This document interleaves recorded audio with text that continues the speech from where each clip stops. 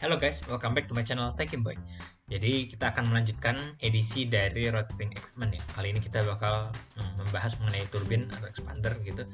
Nah, jadi kita di sini punya fokus tekanannya 20 bar dengan laju alir 2000 kg per jam.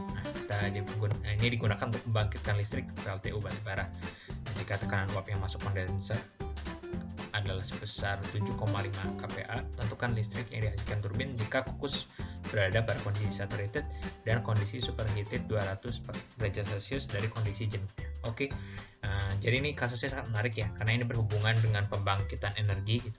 Nih, kalau teman-teman ingat ada siklus Rankine ya di sini. Nah, kita nggak bakal mensimulasikan keseluruhan siklus Rankine ini, tapi kita bakal fokus ke bagian turbinnya aja. Ya, jadi di sini turbin kita punya steam tekanan tinggi, dikonversi jadi listrik ya lewat putaran yang ada di turbin. Nah, jadinya kita bakal mensimulasikan kira-kira dengan kondisi steam yang kita punya, listrik yang bisa terbentuk itu berapa. Oke, jadi segitu aja pengenalan tentang kasusnya. Yuk kita langsung masuk ke simulasi. Oke guys, kita udah ada di dalam simulasinya. Kita langsung masukin aja komponen. Di sini kita cuma butuh air, karena ini kita sebenarnya siklus uap ya, siklus uap air. Jadi mau dia liquid atau full vapor, kita bakal pakai water, dan bisa kita pakai antara ASME steam atau NBS. Jadi ini pendekatannya thermodynamics-nya dari steam table. Nah, kita rapiin dulu. Kita mulai. Kalau di sini turbin namanya sebagai expander. Nah, ini ya lambangnya. Dia mirip seperti kompresor, tapi ya kalau di HYSYS di sini dilambangkan kayak kompresor kebalik gitu ya. Secara input dia sebenarnya mirip-mirip. Dia ada satu product stream, satu feed stream, dua logical, dan juga satu energi yang diperlukan gitu ya. Ini wajib energinya.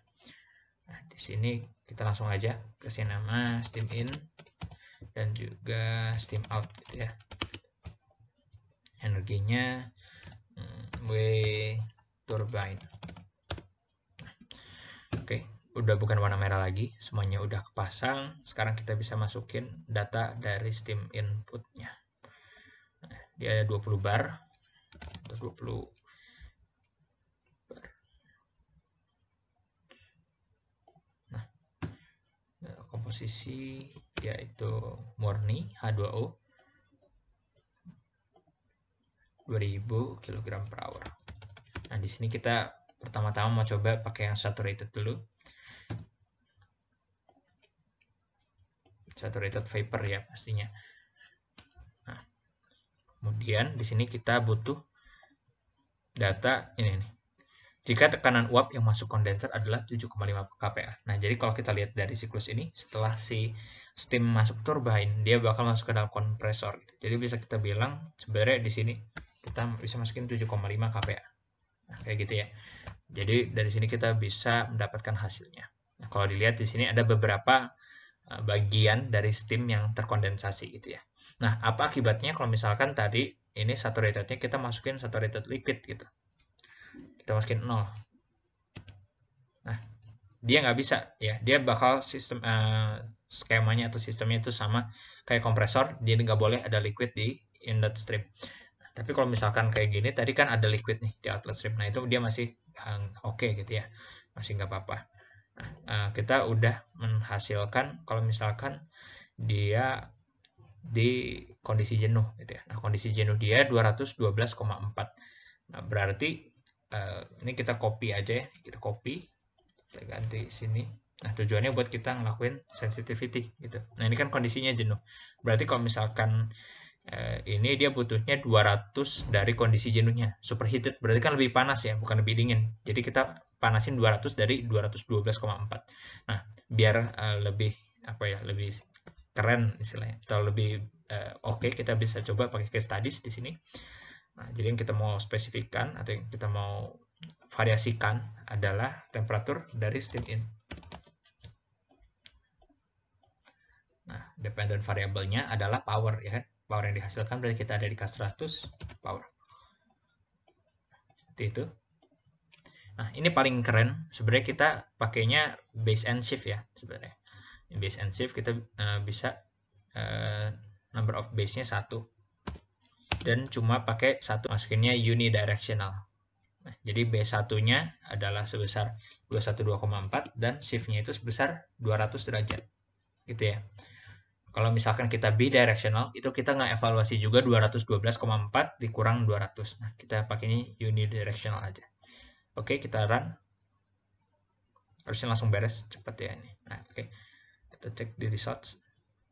Nah, ya, jadi kita bisa dapat powernya yang dihasilkan seperti apa. Jadi, dengan kata lain kita bisa cek bahwa, oh ternyata kalau misalkan temperaturnya itu naik, berarti power yang dihasilkan ini semakin besar. Sebenarnya kita bisa cek juga pakai yang nested biasa di sini.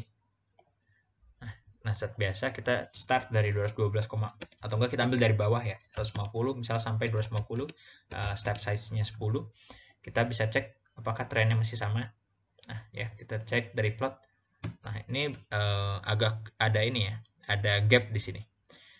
Kenapa? Karena di sini ada di mana kondisinya dia itu berupa liquid ya. Kalau diingat kita kan itu saturated ya. Jadi kondisi 212 ini saturated. Nah, kalau misalkan di bawah dikit itu kan berarti udah ada airnya. Nah, makanya di sini ada kayak gap nih di sini.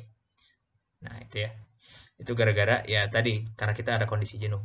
Kalau misalkan kita masukin rentangnya itu dari kondisi di atas jenuh, misalkan dari 215 sampai 315 misalkan kita run, nah itu harusnya secara plot bagus ya, dia naik secara linear.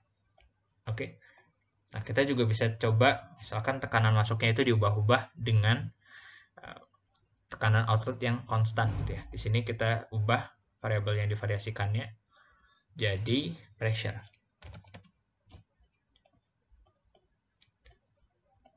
Nah, gitu. Oke, kita masuk ke case study setup.